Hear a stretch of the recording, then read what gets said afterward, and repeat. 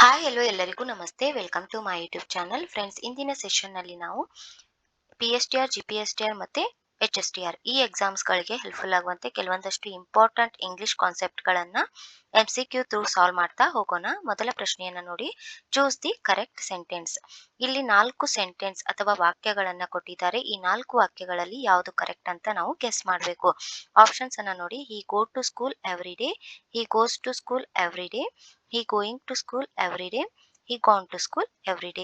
ಈ 4 ಆಪ್ಷನ್ಸ್ ಅಲ್ಲಿ ವಾಕ್ಯದಲ್ಲಿ ಯಾವುದು ಕರೆಕ್ಟ್ ಅಂದ್ರೆ second option B is the correct answer. He goes to school every day. ಈ ಟೈಪ್ ಕ್ವಶನ್ಸ್ ಗಳನ್ನ ಕೊಟ್ಟಾಗ ಕೆಲವೊಂದಷ್ಟು ಇಂಪಾರ್ಟೆಂಟ್ ಬೇಸಿಕ್ ಕಾನ್ಸೆಪ್ಟ್ ಗಳು ಗೊತ್ತಿರಬೇಕು. Parts of speech, tenses, first person, second person, third person, subject, object, main verb, auxiliary verbs. So ಈ ರೀತಿಯ concept ಗಳು ನಮಗೆ ಗೊತ್ತಿರಲೇಬೇಕು. ಸೊ ಇಲ್ಲಿ ಈ ವಾಕ್ಯವನ್ನ ನೋಡಿದಾಗ ಎವ್ರಿ ಡೇ ಅಂತ ಇದೆ. ಸೊ ವಾಕ್ಯದಲ್ಲಿ ಎವ್ರಿ ಡೇ ಅಂತ ಇದೆ. ಸೊ ಎವ್ರಿ ಡೇ ಪ್ರತಿದಿನ ರೆಗ್ಯುಲರ್ ಆಗಿ ನಡೆಯುವಂತಹ ಕ್ರಿಯೆ. So he go to school every day. ಈ ಒಂದು ಕ್ರಿಯೆ ಪ್ರತಿದಿನ ಆಗುವಂತದ್ದು, ರೆಗ್ಯುಲರ್ ಆಗಿ ನಡೆಯುವಂತದ್ದು. ರೆಗ್ಯುಲರ್ ಆಗಿ ನಡೆಯುವಂತಹ ಕ್ರಿಯೆ ಅಥವಾ ಯೂನಿವರ್ಸಲ್ ಟ್ರೂತ್ ಆಕ್ಷನ್ ಇದ್ರೆ ಅದನ್ನ ನಾವು ಸಿಂಪಲ್ ಪ್ರೆಸೆಂಟ್ ಟೆನ್ಸ್ ಅಲ್ಲಿ ಹೇಳಬೇಕು. Simple present tense. Simple present tense ಅಲ್ಲಿ ಹೇಳಬೇಕು. ಸೊ ಎವ್ರಿ ಡೇ ಅಂತ ಕೊಟ್ಟಿದ್ದಾರೆ. It is in simple present tense. Simple present tense ಅಲ್ಲಿ ನಾವು ಆಕ್ಸಿಲರಿ ಅಥವಾ ಹೆಲ್ಪಿಂಗ್ ವರ್ಬ್ ಅನ್ನ ಯೂಸ್ ಮಾಡಲ್ಲ. ಸೊ ಆಕ್ಸಿಲರಿ ಅಥವಾ ಹೆಲ್ಪಿಂಗ್ ವರ್ಬ್ ಅಂದ್ರೆ ಈಗ ಈಸ್, ಆರ್, ವರ್, ವಾಸ್ ಈ ರೀತಿಯಂತ ವರ್ಬ್ಸ್ ಗಳು ಹೆಲ್ಪಿಂಗ್ ವರ್ಬ್ಸ್ ಗಳಾಗಿರ್ತವೆ. ಸೊ ಈ ಒಂದು ಆಕ್ಸಿಲರಿ ವರ್ಬ್ಸ್ ಗಳನ್ನ ನಾವು ಸಿಂಪಲ್ ಪ್ರೆಸೆಂಟ್ ಟೆನ್ಸ್ ಅಲ್ಲಿ ಯೂಸ್ ಮಾಡಲ್ಲ. ಆದ್ರೆ ಪ್ರೆಸೆಂಟ್ ಕಂಟಿನ್ಯೂಯಸ್ ಟೆನ್ಸ್ ಅಲ್ಲಿ ಯೂಸ್ ಮಾಡ್ತೀವಿ. Present continuous tense. ಈಗ she is going, she is sleeping, he is sleeping. So ಅಲ್ಲಿ ನಾವು ಆಕ್ಸಿಲರಿ ಅಥವಾ ಹೆಲ್ಪಿಂಗ್ ವರ್ಬ್ ಅನ್ನ ಯೂಸ್ ಮಾಡ್ತೀವಿ, but not in simple present tense. So ಹಾಗೆ first person, second person, third person ಗೊತ್ತಿರಬೇಕು. ನಾವು ಸಿಂಪಲ್ ಪ್ರೆಸೆಂಟ್ ಟೆನ್ಸ್ ಅಲ್ಲಿ ಮೇನ್ ವರ್ಬ್ ಅನ್ನ ಯೂಸ್ ಮಾಡ್ತೀವಿ. Go, sleep, sit, stand, watch ಈ ರೀತಿಯಾದ ಮೇನ್ ವರ್ಬ್ಸ್. ಸೊ ಇಲ್ಲಿ ಫಸ್ಟ್ ಪರ್ಸನ್ ಅಂದ್ರೆ ಪ್ರಥಮ ಪುರುಷ. ಈಗ ಕನ್ನಡದಲ್ಲಿ ನಾವು ಉತ್ತಮ ಪುರುಷ, ಮಧ್ಯಮ ಪುರುಷ ಹಾಗೆ ಪ್ರಥಮ ಪುರುಷ ಹೇಗೆ ಓದ್ತೀವೋ ಹಾಗೆ ಇಲ್ಲಿ ಇಂಗ್ಲಿಷ್ ನಲ್ಲಿ first person, second person, third person ಅಂತ ಓದ್ತೀವಿ. ಫಸ್ಟ್ ಪರ್ಸನ್ ಅಂದ್ರೆ ಮಾತನಾಡುವಂತಹ ವ್ಯಕ್ತಿ, ಸ್ಪೀಕರ್ ಆಗಿರ್ತಾನೆ. ಇಲ್ಲಿ ಫಸ್ಟ್ ಪರ್ಸನ್ ಅಲ್ಲಿ ಬಳಸುವಂತಹ ಪ್ರನೌನ್ಸ್ ಯಾವ್ಯಾವಂದ್ರೆ I, we, me, us, my, mine, our, hours.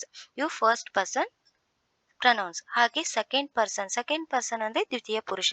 ಯಾರೊಂದಿಗೆ ಮಾತನಾಡಲಾಗುತ್ತಿದೆಯೋ ಆ ವ್ಯಕ್ತಿ ಸೆಕೆಂಡ್ ಪರ್ಸನ್. ಲಿಸ್ನರ್, ಮಾತನಾಡುವಂತಹ ವ್ಯಕ್ತಿ ಫಸ್ಟ್ ಪರ್ಸನ್, ಅದನ್ನ ಕೇಳಿಸಿಕೊಳ್ಳುವಂತ ಆಲಿಸಿಕೊಳ್ಳುವಂತ ವ್ಯಕ್ತಿ ಸೆಕೆಂಡ್ ಪರ್ಸನ್. ಇಲ್ಲಿ ಪ್ರನೌನ್ಸ್ ಯಾವ್ಯಾವಂದ್ರೆ ಯು, ಯುವರ್, ಯುವರ್ಸ್. ಹಾಗೆ ಥರ್ಡ್ ಪರ್ಸನ್ ತೃತೀಯ ಪುರುಷ. ಯಾರ ಬಗ್ಗೆ ಮಾತನಾಡಲಾಗ್ತಿದೆಯೋ ಆ ವ್ಯಕ್ತಿ ಅಥವಾ ವಸ್ತು ಥರ್ಡ್ ಪರ್ಸನ್ ಆಗಿರ್ತಾನೆ. ಇಲ್ಲಿ ಬಳಸುವಂತಹ pronouns singular pronouns he, she, it ಹಾಗೆ ಪ್ಲೂರಲ್ ಪ್ರನೌನ್ ದೇ. ಸೊ ಇಲ್ಲಿ ಈ ವಾಕ್ಯದಲ್ಲಿ ಈ ಆಪ್ಷನ್ಸ್ ಅಲ್ಲಿ ಈ 4 ಆಪ್ಷನ್ಸ್ ಗಳಲ್ಲಿ ಯಾವ ಒಂದು person first person second person third person use ಮಾಡಿದ್ದಾರೆ ಅಂದ್ರೆ ಥರ್ಡ್ ಪರ್ಸನ್ ಸಿಂಗ್ಯುಲರ್ ಇದೆ. ಸೊ ಥರ್ಡ್ ಪರ್ಸನ್ ಸಿಂಗ್ಯುಲರ್ ಏನ್ ಹೇಳುತ್ತೆ? ಥರ್ಡ್ ಪರ್ಸನ್ ಸಿಂಗ್ಯುಲರ್ ಇದ್ದಾಗ, ಥರ್ಡ್ ಪರ್ಸನ್ ಸಿಂಗ್ಯುಲರ್ ಸಬ್ಜೆಕ್ಟ್ ಇದ್ದಾಗ ಇಲ್ಲಿ ಹಿ ಆಗಿರ್ಬೋದು, ಶಿ ಆಗಿರ್ಬೋದು, ಇಟ್ ಆಗಿರ್ಬೋದು, ಇವೆಲ್ಲವೂ ಕೂಡ third person singular. Third person singular ಇದ್ದಾಗ ಸಿಂಪಲ್ ಪ್ರೆಸೆಂಟ್ ಟೆನ್ಸ್ ಅಲ್ಲಿ ಮೇನ್ ವರ್ಬ್ಗೆ ಈಗ ಗೋ ಇದೆ. ಸೊ ಗೋಗೆ ಎಸ್ ಅಥವಾ ಇ ಎಸ್ ಅನ್ನ ಸೇರಿಸಬೇಕು. ಯಾವಾಗ ಥರ್ಡ್ ಪರ್ಸನ್ ಸಿಂಗ್ಯುಲರ್ ಇದ್ದಾಗ ಮೇನ್ ವರ್ಬ್ಗೆ ಎಸ್ ಅಥವಾ ಇ ಎಸ್ ಅನ್ನ ಸೇರಿಸಬೇಕು. ಅದೇ ಐ ಕೊಟ್ಟಿರ್ಲಿ, ವಿ ಕೊಟ್ಟಿರ್ಲಿ, ಯು ಕೊಟ್ಟಿರ್ಲಿ, ದೇ ಕೊಟ್ಟಿರ್ಲಿ, ಇವುಗಳಿಗೆ ನಾವು ಸಿಂಪಲ್ ಪ್ರೆಸೆಂಟ್ ಟೆನ್ಸ್ ಅಲ್ಲಿ ಮೇನ್ ವರ್ಬ್ಗೆ ಎಸ್ ಅಥವಾ ಇ ಎಸ್ ಅನ್ನ ಸೇರಿಸಲ್ಲ. ಸೊ ಈ ಒಂದು ರೂಲ್ ನೀವು ಅಪ್ಲೈ ಮಾಡಬೇಕು ಯಾವಾಗ ಸಿಂಪಲ್ ಪ್ರೆಸೆಂಟ್ ಟೆನ್ಸ್ ಅನ್ನ ಬರೆಯುವಾಗ ಅಥವಾ ಓದುವಾಗ. ಸೊ ಇಲ್ಲಿ ಹಿ, ಶಿ, ಇಟ್ ಇಲ್ಲಿ ಆಪ್ಷನ್ಸ್ ಅಲ್ಲಿ ಹಿ ಕೊಟ್ಟಿದ್ದಾರೆ. ಸೊ ಮೇನ್ ವರ್ಬ್ ಯಾವ ಕೊಟ್ಟಿದ್ದಾರೆ? ಗೋನೆ ಕೊಟ್ಟಿದ್ದಾರೆ. ಸೊ ಥರ್ಡ್ ಪರ್ಸನ್ ಸಿಂಗ್ಯುಲರ್ ಇರೋದ್ರಿಂದ ಇಲ್ಲಿ ನಾವು ಇ ಎಸ್ ಅನ್ನ ಸೇರಿಸಬೇಕು. He goes to school every day. He goes to school every day. Options ಅನ್ನ ನೋಡಿದಾಗ ಯಾವ ಆಪ್ಷನ್ ಕರೆಕ್ಟ್? Second option. ಯಾಕೆ? ಫಸ್ಟ್ ಆಪ್ಷನ್ ಅಲ್ಲಿ ಏನ್ ಕೊಟ್ಟಿದ್ದಾರೆ? ಹಿ ಕೊಟ್ಟಿದ್ದಾನೆ, ಇದು ಹಿ ಕೊಟ್ಟಿದ್ದಾರೆ, ಇದು ಥರ್ಡ್ ಪರ್ಸನ್ ಸಿಂಗ್ಯುಲರ್ ಇದೆ. ಬಟ್ ಮೇನ್ ವರ್ಬ್ಗೆ ಎಸ್ ಅಥವಾ ಇಎಸ್ ಅನ್ನ ಸೇರಿಸಬೇಕು, ಆದ್ರೆ ಇಲ್ಲಿ ಸೇರಿಸಿಲ್ಲ. So this is wrong. ಇನ್ನು ಥರ್ಡ್ ಆಪ್ಷನ್ ಅನ್ನ ನೋಡಿದಾಗ ಈ ಥರ್ಡ್ ಪರ್ಸನ್ ಸಿಂಗ್ಯುಲರ್ ಇದೆ, ಬಟ್ ಇಲ್ಲಿ is, he is going to school, he is going to, ಇಲ್ಲಿ ಯಾವುದೇ ರೀತಿ ಹೆಲ್ಪಿಂಗ್ ವರ್ಬ್ ಅನ್ನ ಯೂಸ್ ಮಾಡಿಲ್ಲ. ನಾ ಆಗ್ಲೇ ಹೇಳಿದೆ ಪ್ರೆಸೆಂಟ್ ಕಂಟಿನ್ಯೂಯಸ್ ಟೆನ್ಸ್ ಅಲ್ಲಿ ಆಕ್ಸಿಲರಿ ವರ್ಬ್ಸ್ ಅನ್ನ ಯೂಸ್ ಮಾಡ್ತೀವಿ ಅಂತ. ಇಲ್ಲಿ ಯಾವುದೇ ರೀತಿಯ ಆಕ್ಸಿಲರಿ ವರ್ಬ್ಸ್ ಅಥವಾ ಹೆಲ್ಪಿಂಗ್ ವರ್ಬ್ ಅನ್ನ ಕೊಟ್ಟಿಲ್ಲ. So this is also wrong. ಇನ್ನು ಲಾಸ್ಟ್ ಆಪ್ಷನ್ ನೋಡಿದಾಗ ಹಿ ಗಾನ್ ಇದೆ. ಗಾನ್ ಇದು ವಿ3 ಫಾರ್ಮ್. ವಿ3 ಫಾರ್ಮ್ ಇದ್ದಾಗ ಹ್ಯಾಸ್ ವಿ3 ಫಾರ್ಮ್ ಹಿಂದೆ ಹ್ಯಾಸ್, ಹ್ಯಾವ್, ಹ್ಯಾಡ್ ಅನ್ನ ಹಚ್ಬೇಕು. ಬಟ್ ಇಲ್ಲಿ ಯಾವುದೇ ರೀತಿಯ ಹ್ಯಾಸ್ ಆಗ್ಲಿ ಹ್ಯಾವ್ ಆಗ್ಲಿ ಹ್ಯಾಡ್ ಅಲ್ಲಿ ಕೊಟ್ಟಿಲ್ಲ. So this is also wrong. Second option is correct. He goes to school every day. ಹೀಗೆ ನಾವು ಐಡೆಂಟಿಫೈ ಮಾಡಬೇಕಾಗುತ್ತೆ. ಸೆಕೆಂಡ್ ಕ್ವಶನ್ ಅನ್ನ ನೋಡೋಣ. Identify the correct passive. Passive voice ನಲ್ಲಿ ಕೊಟ್ಟಿದ್ದಾರೆ, ಆಕ್ಟಿವ್ ವೈಸ್ ನಲ್ಲಿ ಕೊಟ್ಟಿದ್ದಾರೆ. ಅದನ್ನ ನಾವು ಕರೆಕ್ಟ್ ಪ್ಯಾಸಿವ್ ವೈಸ್ ಗೆ ಕನ್ವರ್ಟ್ ಮಾಡಬೇಕು, ಐಡೆಂಟಿಫೈ ಮಾಡಬೇಕು. ಆಪ್ಷನ್ಸ್ ಅನ್ನ ನೋಡಿ. English taught by the teacher, English is taught by the teacher, English was taught by the teacher, English has taught by the teacher. ಈ 4 ಆಪ್ಷನ್ಸ್ ಗಳಲ್ಲಿ ಯಾವ ಒಂದು ಆಪ್ಷನ್ ಅಂದ್ರೆ ಪ್ಯಾಸಿವ್ ವೈಸ್ ಯಾವ್ದಂತ ನೀವು ಊಹೆ ಮಾಡಬೇಕು. ಇಲ್ಲಿ ಕರೆಕ್ಟ್ ಆನ್ಸರ್ ಯಾವುದು? English is taught by the teacher. ಇಲ್ಲಿ ಈ ಒಂದು ಸೆಂಟೆನ್ಸ್ ಯಾವ ಟೆನ್ಸ್ ಅಲ್ಲಿ ಇದೆ ಅಂದ್ರೆ ಸಿಂಪಲ್ ಪ್ರೆಸೆಂಟ್ ಟೆನ್ಸ್. ಸೊ ನಾನು ಮೊದಲೇ ಹೇಳಿದೆ ಸಿಂಪಲ್ ಪ್ರೆಸೆಂಟ್ ಟೆನ್ಸ್ ಅಲ್ಲಿ ಯಾವುದೇ ರೀತಿಯ ಆಕ್ಸಿಲರಿ ವರ್ಬ್ಸ್ ಯೂಸ್ ಮಾಡಲ್ಲ, ಡೈರೆಕ್ಟ್ ಆಗಿ ಮೇನ್ ವರ್ಬ್ಸ್ ಯೂಸ್ ಮಾಡ್ತಾರೆ. ಹಾಗೆ ಸಬ್ಜೆಕ್ಟ್ ಸಿಂಗ್ಯುಲರ್ ಇದ್ರೆ ಅಲ್ಲಿ ಎಸ್ ಅಥವಾ ಇಎಸ್ ಅನ್ನ ಮೇನ್ ವರ್ಬ್ ಗೆ ಸೇರಿಸಬೇಕು. ಇಲ್ಲಿ ಟೀಚರ್ ಇದೊಂದು ಸಬ್ಜೆಕ್ಟ್, ಇಂಗ್ಲಿಷ್ ಅದೊಂದು ಆಬ್ಜೆಕ್ಟ್, ಹಾಗೆ ಟೀಚರ್ಸ್ ಅನ್ನೋದು ಒಂದು main verb. So it is in simple present tense. Simple present tense ಅಲ್ಲಿದ್ದಾಗ ಅದನ್ನ ಪ್ಯಾಸಿವ್ ವೈಸ್ ಗೆ ಕನ್ವರ್ಟ್ ಮಾಡಬೇಕಾದ್ರೆ ಅದು ಪ್ರೆಸೆಂಟ್ ಟೆನ್ಸ್ ನಲ್ಲಿರೋದ್ರಿಂದ ಪ್ರೆಸೆಂಟ್ ಹೆಲ್ಪಿಂಗ್ ವರ್ಬ್ ಅನ್ನೇ ಯೂಸ್ ಮಾಡಬೇಕು. ಫಸ್ಟ್ ಆಬ್ಜೆಕ್ಟ್ ಅನ್ನ ತೆಗೆದುಕೊಂಡು ನೆಕ್ಸ್ಟ್ ಪ್ರೆಸೆಂಟ್ ಟೆನ್ಸ್ ಅಲ್ಲಿರೋದ್ರಿಂದ ಈಸ್ ಪ್ರೆಸೆಂಟ್ ಹೆಲ್ಪಿಂಗ್ ವರ್ಬ್ ಅನ್ನೇ ತೆಗೆದುಕೊಂಡು ನಂತರ ಇಂಗ್ಲಿಷ್ ಈಸ್ ಟಾಟ್, ಟೀಚ್ ಇದ್ದು ಟಾಟ್ ಆಗುತ್ತೆ. ಟಾಟ್ ಯಾರಿಂದ ಇಂಗ್ಲಿಷ್ ಕಲಿಯಲ್ಪಡ್ತಾ ಇದೆ? By the teacher. English is taught by the teacher. Teacher ನಮಗೆ ಇಂಗ್ಲಿಷ್ ಅನ್ನ ಕಲಿಸ್ತಾ ಇದ್ದಾರೆ. So English is taught by the teacher. So second option is correct. Next, she dash a letter yesterday. ಇಲ್ಲಿ ನಾವು fill ಮಾಡಬೇಕು. ಯಾವ ವರ್ಡ್ ಫಿಲ್ ಮಾಡಬೇಕು ಅನ್ನೋದನ್ನ ನೀವು ಗೆಸ್ ಮಾಡಬೇಕು. ಫಸ್ಟ್ ಆಪ್ಷನ್ ಏನಿದೆ? ರೈಟ್ ಇದೆ, ರೈಟ್ಸ್ ಇದೆ, ರೋಟ್ ಇದೆ, ರಿಟರ್ನ್ ಇದೆ. Right, rights, wrote, return. ಇಲ್ಲಿ ಅವಳು ಪತ್ರವನ್ನು ಎಸ್ಟರ್ಡೇ, ಇಟ್ ಹ್ಯಾಪನ್ಡ್ ಆಲ್ರೆಡಿ, ಆ ಒಂದು ಆಕ್ಷನ್ ಮುಗಿದೋಗಿದೆ. ಎಸ್ಟರ್ಡೇ ನಿನ್ನೆ ಎಸ್ಟರ್ಡೇ ಅಂದ್ರೆ ನಿನ್ನೆ, ಅಂದ್ರೆ ಈ ಒಂದು ಆಕ್ಷನ್ ಕ್ರಿಯೆ ಮುಗಿದೋಗಿದೆ.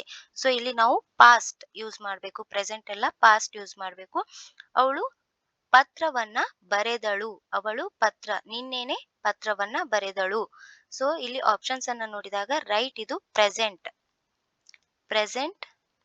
ಪ್ಲೂರಲ್ ಸಬ್ಜೆಕ್ಟ್ಗೆ ಮೇನ್ ವರ್ಬ್, ಹಾಗೆ ಪ್ರೆಸೆಂಟ್ ಸಿಂಗುಲರ್ ಸಬ್ಜೆಕ್ಟ್ಗೆ ಮೇನ್ ವರ್ಬ್. ಇದು ಪಾಸ್ಟ್ ಟೆನ್ಸ್ ಅಲ್ಲಿ ಇದೆ. Correct answer C. She wrote A letter yesterday. Return ಇದು ಪಾಸ್ಟ್ ಪಾರ್ಟಿಸಿಪಲ್, ಇದನ್ನ ಯೂಸ್ ಮಾಡಕ್ ಬರಲ್ಲ.